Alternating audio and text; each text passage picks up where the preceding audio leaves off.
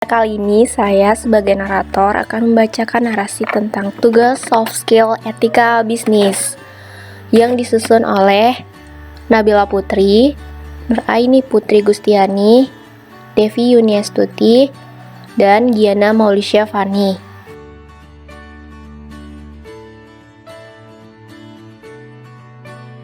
Etika bisnis adalah cara-cara untuk melakukan kegiatan bisnis yang mencakup seluruh aspek yang berkaitan dengan individu, perusahaan, industri, dan juga masyarakat. Kesemuanya ini mencakup bagaimana kita menjalankan bisnis secara adil sesuai dengan hukum yang berlaku dan tidak tergantung pada kedudukan individu ataupun perusahaan di masyarakat.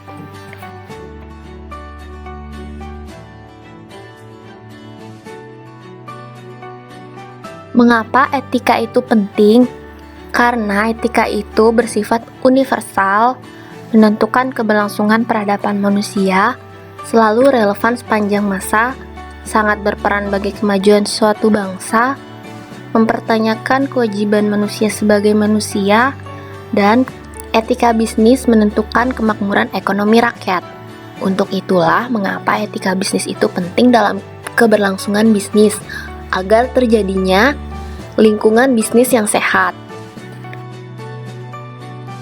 Namun, semua pelaku bisnis bisa melakukan etika bisnis dengan baik pada bisnis yang mereka jalani.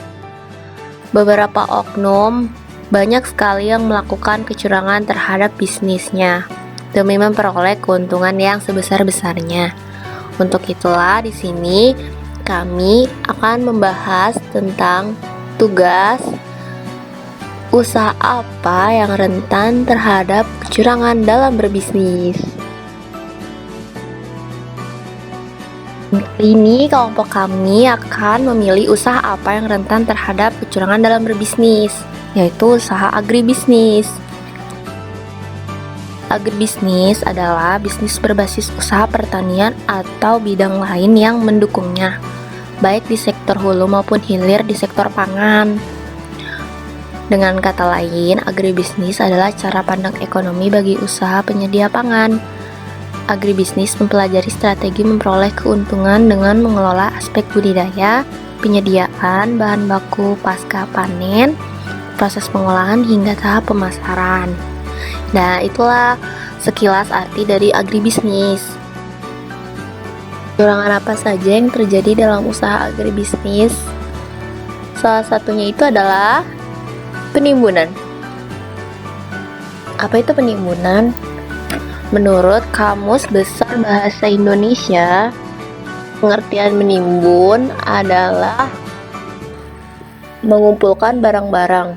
Nah, di sini penimbunan ini dilakukan untuk menyetok barang-barang pada pasar dan sehingga barang tersebut langka. Lalu setelah langka, harga pun naik dan baru dikeluarkan barang-barang yang ditimbun tersebut, sehingga para pemasok bisa mendapatkan untung sebanyak-banyaknya. Seperti apa kasus penimbunan yang terjadi dalam usaha agribisnis? Salah satunya bisa dilihat kasusnya mengenai penimbunan bawang putih yang terjadi di Medan pada tanggal 19 Mei 2017.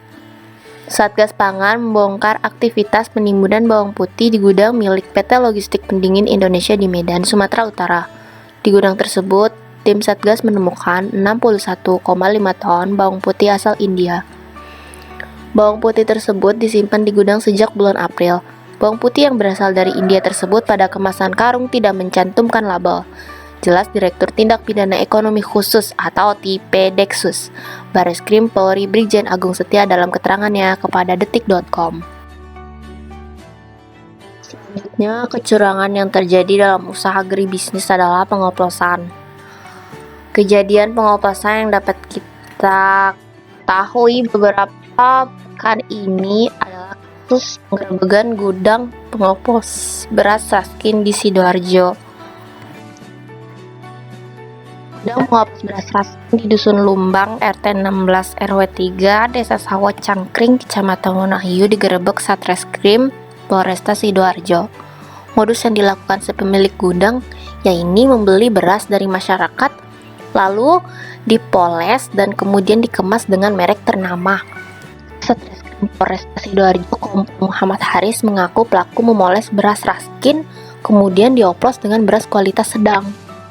Tersangka ini mendapat beras Raskin membeli dari masyarakat, kemudian dipoles dan kemudian dikemas, dipasarkan dengan merek ternama seperti Rojo Lele, Bengawan, dan lain-lain, kata Kompol Muhammad Hariso kepada wartawan Jumat 26 Mei 2017. Nah, itu dia kedua contoh kecurangan yang terjadi di usaha berbisnis.